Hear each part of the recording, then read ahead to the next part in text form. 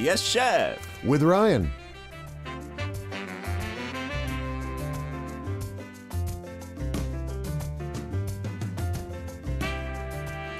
Every single Tuesday, we bring our wonderful global chef Ryan into the studio with some delicious Korean ingredients and dishes, and we'll tell you all about it and eat it in the studio as well.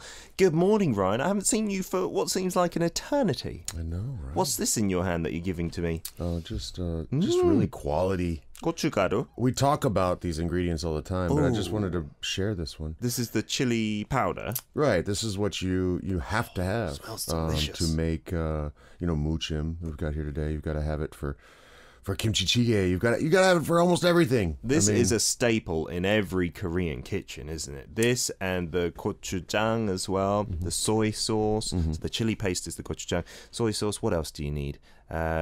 Maybe a bit of chamgirum. Oh, definitely some sesame oil. Oil is delicious. Garlic. This is true. There are many things you need in a Korean kitchen, aren't there? Onions, some kind of as vinegar, well. some kind of sour element. Yeah. And today we are not going to be focusing on the chili pepper powder, although that is essential in the muchim version of what we're talking about. It's buchu today that we're talking about, the Korean name. But on my script, it just says leek. Leek in England means a big thing, like a big, thick, green thing. Is it called a leek? Is that the best name we can have in English for this? Absolutely not. No. No offense to whoever wrote that on there, but it's actually more commonly translated as a garlic chive. Garlic chive? Yeah. Okay. Yeah.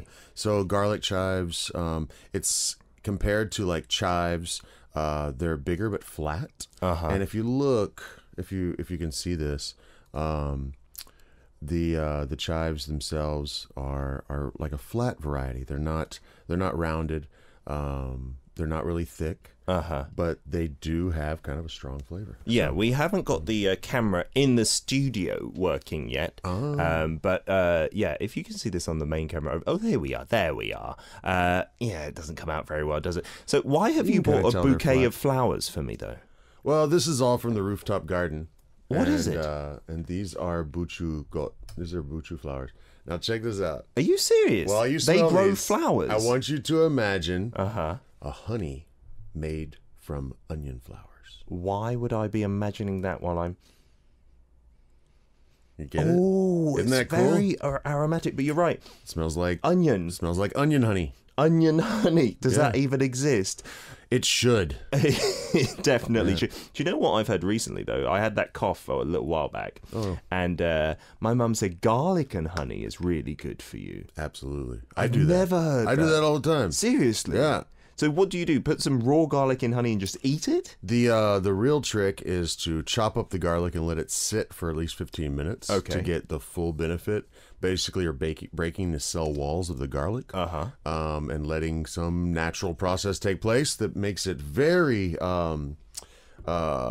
just healthy. It fights cancer like crazy. Wow. Is one of the things. Garlic and honey together? The garlic itself. Okay. I think the honey, if it's raw honey, it has its own awesome benefits. Sure. But also for the garlic, you need something to balance it. If you just eat raw garlic, it could burn your tongue. It's so spicy Oh, sometimes. sure. So that sweetness, will balance that out and protect you from the heat. Yeah, so we're talking about this garlic chive or the buchu here today, and I've never ever seen the flowers of it that you just showed me.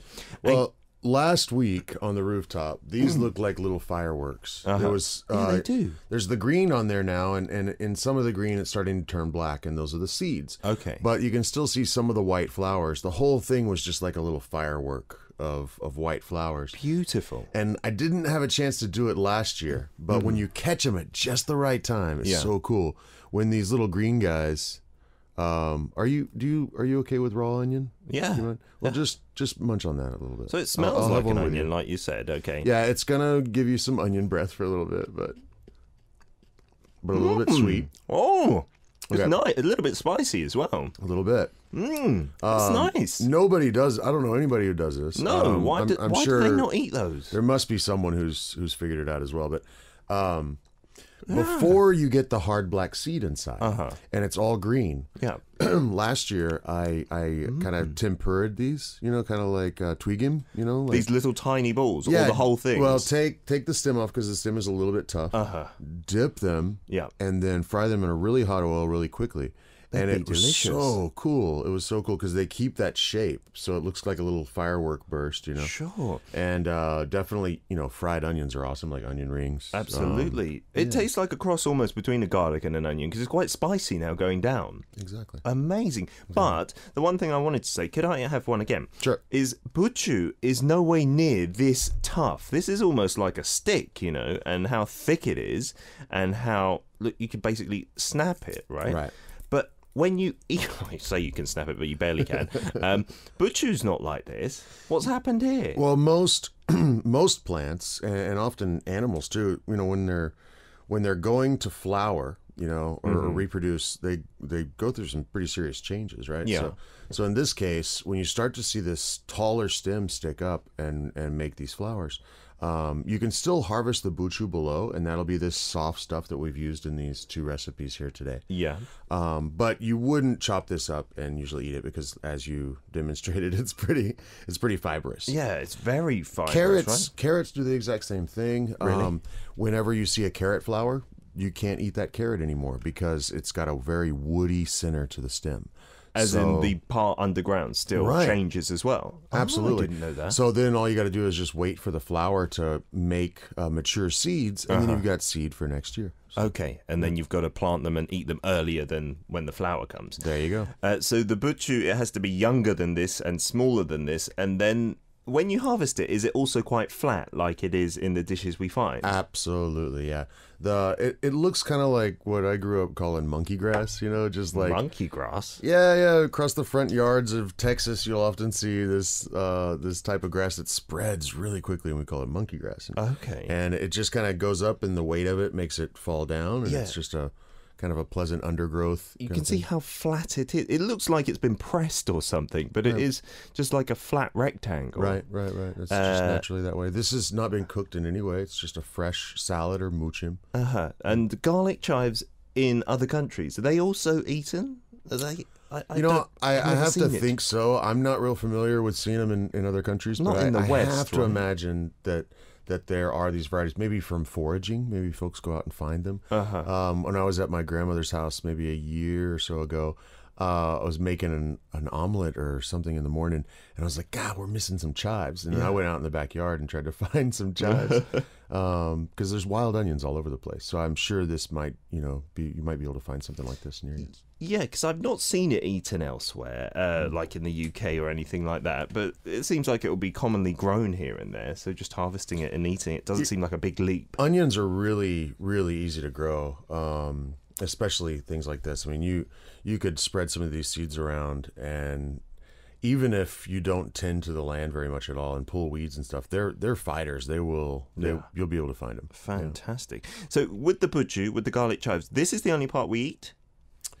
Yeah. There's not like a root part to eat or anything like that. No, not to my knowledge. And I highly suggest, if you can catch the flowers at the right time, to try those. That was fantastic, like as a garnish as well on like a salad or something. Yeah, the little kick. The little white flowers actually aren't too bad either, and that makes an awesome garnish to a plate too. Yeah. That it still has a little sweet onion flavor. I love it. That's the first time I've found out about that. But buchu in Korea, okay, we've got two versions of the dish here.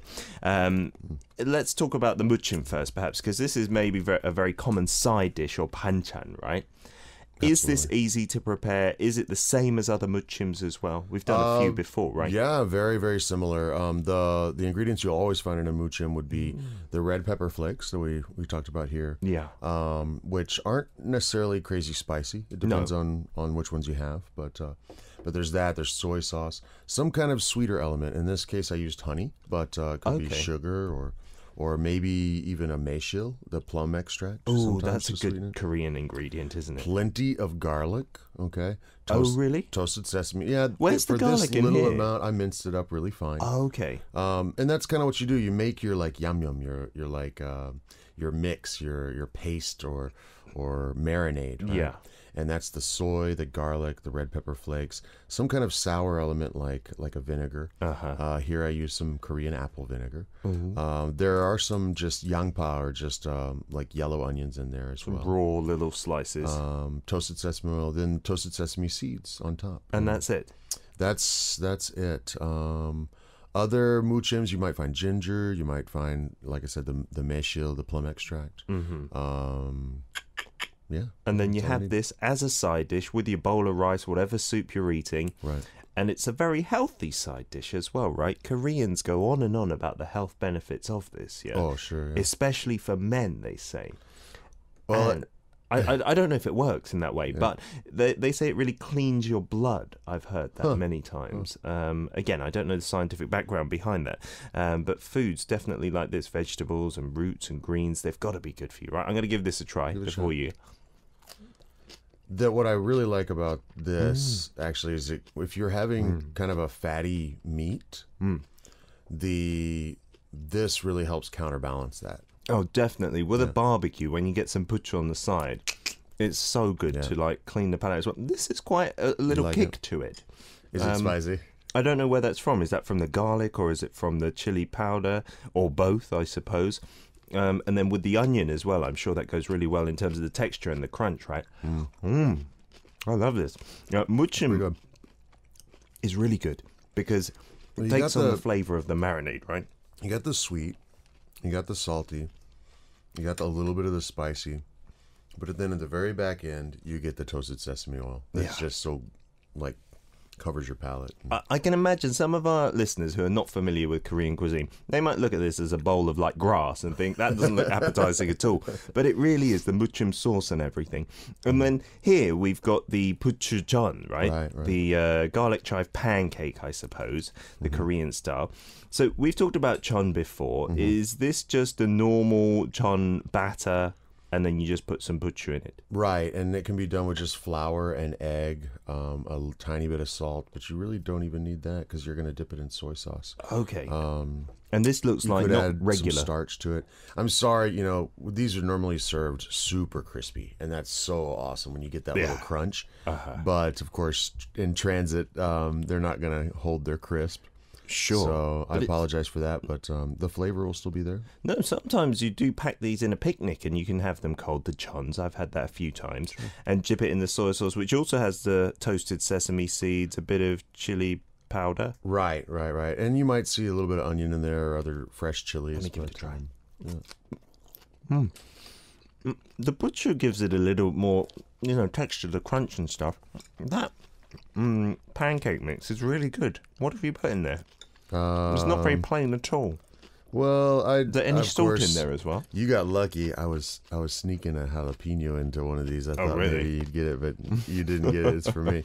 Not too big of a kick. I wouldn't do that to you. This is so simple. It's just flour, egg, maybe a little bit of water. Nothing to it. Not as complex as, like, say, a pancake batter where you're trying to get them really fluffy. Sure. This one, it's more about the buchu. Sometimes, or very often, you'll see seafood in these as well. That tastes good. And the butcher, it does have a kind of what I imagine grass would have in terms of texture as well. But it's not in a bad way at all. And it holds together all that batter as well in that pancake style. Both of these really good and really, really seen for their health benefits. We'll talk more about that, and we'll do What's in Your Fridge after a quick song break, okay? We're going to listen to Shinhwa's Orange. We're back for part 2 of Yes Chef with Ryan. Today we are talking all about puchu, or garlic chive, as we now know. And it is delicious, these two dishes that Ryan has brought in for us. Straight from the rooftop garden, baby. Yeah, that's amazing. From the rooftop, not even the farm. So these can grow pretty much anywhere?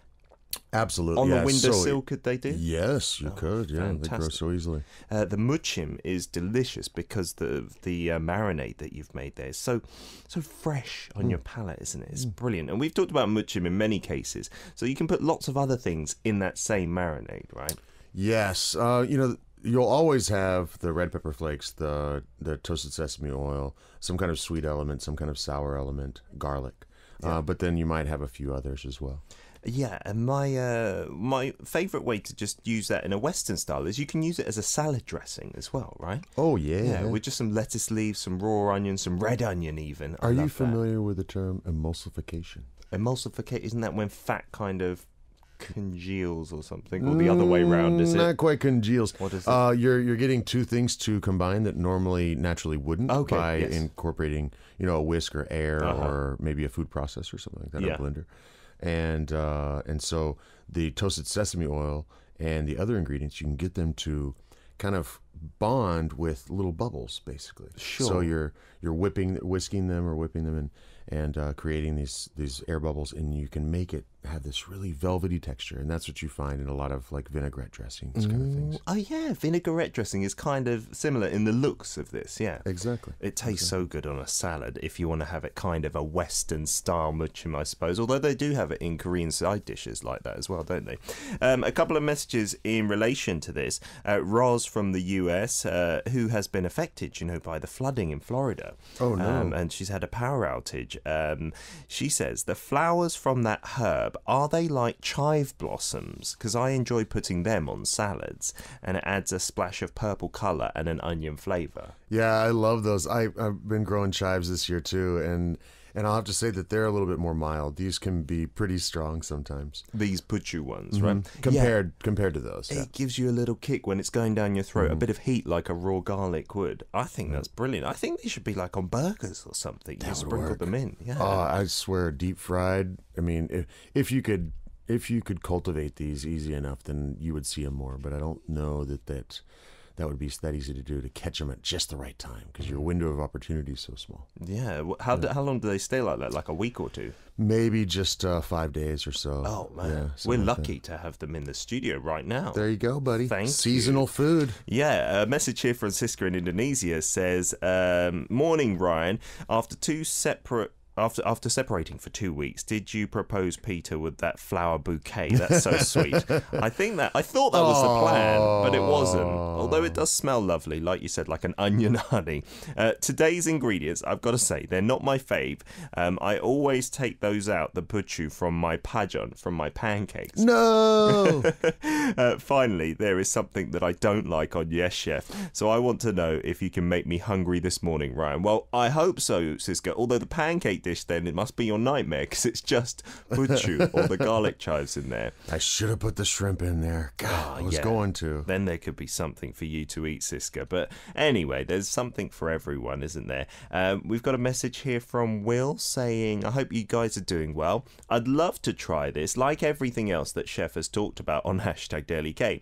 I was just thinking I would have to take an extra month in Korea just to follow the chef and get him to make a lot of different items that he's made on the show. Maybe a couple months extra in Korea. Come on out. Yeah, you do come on out, because Ryan from time to time has these pop-ups and things going on, right? Absolutely. I got one coming hopefully soon. Oh, nice. Yeah, busy. It's delicious foods that you have there as well. And you've got lots of restaurant ventures here and there that you've consulted on, so you'll be able to taste a lot of his food somewhere in some form. Aaron from the US says, these leek/garlic dishes, the garlic chives, look so delicious. Do they tend to have a tangy taste? And what are other side dishes usually served alongside them? The tangy in the muchim, you could definitely use tangy to describe that. Yeah, with the vinegar and soy sauce and everything. Yeah, absolutely. With the jon, not so much, unless you did add vinegar, and some people do, to the dipping sauce. You know what I was just thinking? Talking about the the leeks, the onions. I don't think I've ever been to a country that has more types of onion. Really? Korea must have more different kinds of chive, onion, leek. The regular, what we think of as onions, the purple. I mean, there's a lot to choose from. That's true. Well, we've got scallions and chives, and sometimes you'll see leeks, and then onions, various kinds of onions, shallots. Yeah. But boy, there's a lot of different kinds, because you got the buchu, You got the chokpa. You got the tepa. Right. The pa. Right. You do have a lot, don't you? And when you said lots of types of onions, my first reaction was, what are you talking about? Because when you say onion, I think of just the regular onion thing. Yeah. But then when you talk about all the things that grow at the top, so much going on. And you eat like all of them as well, right? In different ways. It is amazing. But Aaron, and it's in the folklore here too. Oh, with the bear and the tiger go to the cave and they have to eat just onions and garlic or something, right? Yeah, to change into a human. Right. That's one of the tales, isn't it? Yeah. And if you can bear doing that, then you will have your reward. And I think one of them gives up. Right. They don't want to keep eating just garlic and onion. Aaron from the US, sorry, you said other side dishes served along with this. The thing with banchan, I think, in Korea is you can serve anything alongside anything in terms of side dishes, you know? The more the merrier. But, man, when you go get like a baekban, this like daily special kind of thing at kind of like a diner, is all I can say. You get your main dish, which may be a soup or a rice dish or something, but then you've got how many different side dishes? Usually like 5. Yeah, at least. You're talking at least 5. It's amazing. It's like maybe $6 or $7. Maybe sometimes only 5. Yeah. And out comes this tray for one person that has what a beautiful like balance of different foods, fresh and cooked and usually most of it is incredibly good for you. Sometimes you'll see some processed meat or something on there. Yeah, but that's just one. Sausage, there's another 4 or 5 out there. And if you need more, if you eat it all, then you just chogyo, Yeah. And the thing about that, though, Aaron, is it's a bit different to Western meals because usually in Western foods, Western meals, I should say, you're trying to match things together. Whereas Korean side dishes, I don't think that's such an important part. You could have the buchu you could have the sausage on the side, or you could have some kimchi, or you could have some melchi, some like dried anchovy. They don't have to go together, right? Well, it all comes down to, rather than pairing them flavor-wise, it's about the seasonality of it. So when the crop is ready, you make a big batch, it goes into the kimchi fridge, and when it's gone, it's gone. And when you start to run out of one, you create another. Yeah. So it's a constant rotation that's going on in the restaurants, in the homes. It's really, really kind of beautiful and seasonal still to this day. Yeah, Aaron. So in that way, don't think, it's going to come out with this and this. It could come out with anything. You could see this just randomly. Sure. As any side dish you could see as well. Talking a bit more about puchu and the efficacies of it, they say that it's beneficial to eat in the winter when the flu is going around, apparently. It's meant to help you recover from fatigue and give you like an extra boost of energy and things like this. In Korea, they really say it's so good for you. Apparently, though, if you've got a lot of heat in your body, it's not good for you. I've heard that. Garlic and meats, and you should stick more to fish. Yeah, or if you've got allergies, then you shouldn't excessively eat this garlic chive. Yeah, so it's definitely something that's healthy for the most part, but just be careful if you do suffer from those specific conditions. Okie dokie, don't forget that you can check this out on YouTube. We've learned all about puchu, the garlic chive with Chef Ryan. And if you are watching on YouTube now, don't forget you can tune in to #DailyK every single day, 9 to 11 a.m. here on Arirang Radio. It's time now to do What's in Your Fridge. Before we get onto the ingredients, can we talk about Poopa's amazing creation, right? Oh, that is so cool. She did what you said. Did you recommend this last week or so? Yeah, we talked about an idea because the fridge was kind of stumping. I was like, okay, the steamed buns, ice cream, and we just came up with this like a deep fried ice cream taco. And this picture is beautiful. Yeah. Man, I can imagine the crunch and then the soft chew along with the ice cream, which is kind of a textural thing that maybe before I moved to Asia, I might not have. I don't know. Well, I probably would have enjoyed it, but it would have been a little unusual to me. Yeah. But it's so good when you get that a little bit of chew, a little bit of crunch, and then that cold and the sweet. Thank you so much for putting up this picture. Yeah, Poopa with the cookies as well crumbled in there. I'd love to try that. Does it matter what bread is deep fried around it? It's those steamed breads, the little bao or Yeah, jimbang or... Oh, nice. Yeah. So you get those sometimes here in the Chinese restaurants, the little steamed white breads that are like layered and rolled up together. The first times that I had them were with like a Beijing or a Peking duck. Yeah. And a little bit of a little bit of some kind of scallion or onion, and a little bit of like an oyster sauce. And wow, so good together. This is a unusual way, but it looks awesome, and I'm sure it was great. Yeah, I've seen a few restaurants deep fry that bread and just serve that with other dishes. Right, it tastes so good deep fried as well.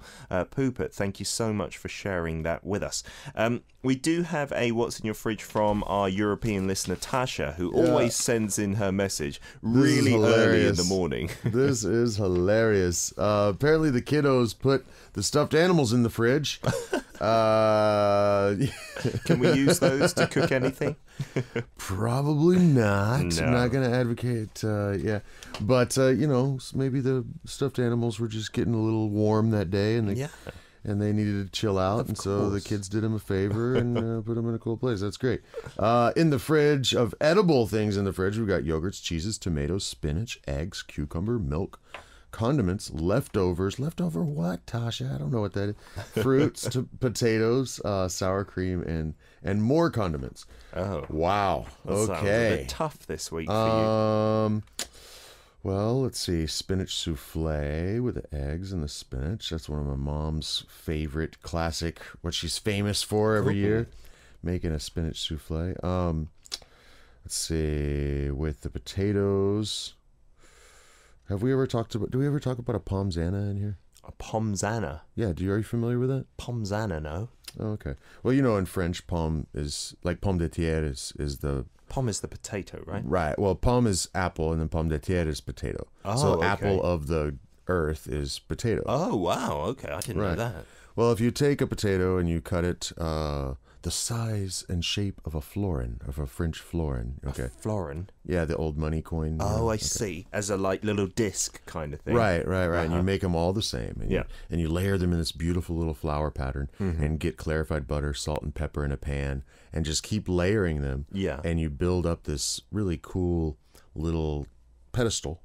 As you're cooking it. Yeah. Oh, keep laying them down there. Keep adding more clarified butter, more salt, more pepper, and a nice little pattern. And then eventually you'll flip it, and then maybe finish it off in the oven. Wow! It gives this amazing. everybody loves kind of like hash browns. People are familiar with that crispy outside and the potato starch.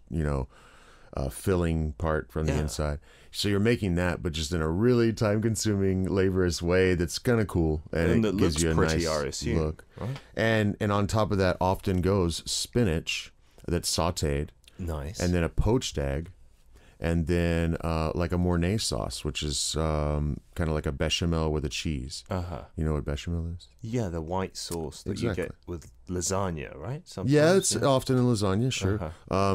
It's a white roux that you add milk to, and you might steep the milk with onions and bay and a little bit of nutmeg and salt. And you have that with that potato creation. It goes on top, but not just the bechamel. You would probably add some cheese to it, maybe a Gruyere or something. Sounds very rich and delicious. Oh, it's an awesome brunch breakfast. It's often you look it up. It might be eggs Florentine.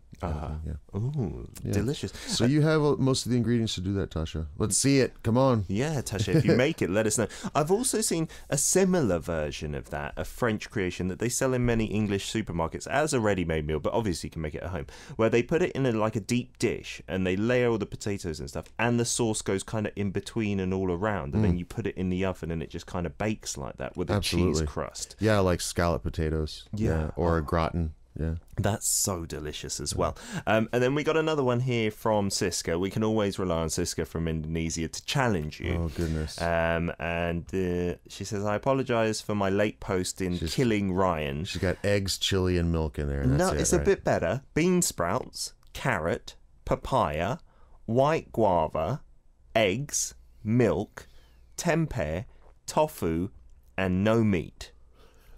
So she does say, I'm not much help. Sorry, but please help me, Ryan. Are you just giggling away at me right now, Siska? I think so. Are you just giggling away at me with this? Surely something healthy can come out of that. Oh, my goodness. I want to try to use the bean sprouts and make do some actual cooking, but all the fruit, it just screams like healthy salad, fruit plate. Yeah. Well, what about with the tofu as well, and the bean sprouts and the carrot all together? Could we not do something there? Yeah. Have you ever had a tofu katsu? Tofu katsu, as in a tonkatsu? Yeah. Seriously? Have you ever had one? No. I thought it was crazy. Okay, what we're talking about is like in Korea, there's often like a deep fried pork cutlet. Yeah. That has a super, super crispy like bankaru or kind of like a panko, like a really light breadcrumb on the outside. It's delicious. It's way, way crispy. Yeah. And some places that, especially like maybe places that make really good tofu, often they'll have a tofu version of it. Mm-hmm. And when I first saw it, I was like, "What?" I've never heard of that. But yeah, I mean, it's basically a steak, if you will, of tofu. Yeah. That is run through like a dredged with the egg, then probably a tiny bit of flour or starch, then egg, and then all the breadcrumbs. Mm-hmm. So it'll really stick. Okay. And then shallow fried. Yeah. And then usually served with some kind of actually I've seen it often with like a warm mayonnaise, almost like a hollandaise kind of thing going on. Yeah. It's actually pretty darn good. It would have to be that kind of firm, dryish tofu, right? It couldn't be that. No, it doesn't. It doesn't. Really? I've had one, not the super soft one. Yeah. But boy, and that could actually pair with fruit pretty well, because it's not a meat, right? Sure. So but the tofu, you could make like a fruit sauce to go with it, as long as it's not super, super sweet. I think it'd be really awesome. Oh, deep frying the tofu like that. I've never seen that as a steak. That would be cool. It works. Yeah, I could imagine, because the thing I don't like about tofu is sometimes it's just that texture. That's right. I forgot you hate the tofu. But no, if it's deep fried, I could deal with that for sure. If there's a bit of crunch there, a bit of fruit sauce flavour. Right. Try and do that, Siska, and do let us know how it turns out. But I can imagine that would be pretty tough as well, wouldn't it? Thanks, Siska, for making me think of that again. That's cool. Yeah. Okie dokie. Ryan, thank you so much for coming in. Been great to see you after a couple of weeks. Thank you for bringing me flowers as well on my return. That's thoughtful of you. The studio will smell like onion honey all day long. Yeah, Great. Wife won't want to come near me later on, but who cares? We'll see you again next week. It's time for some Sunny and some Reina. This one's Sugar and Me, 달고나.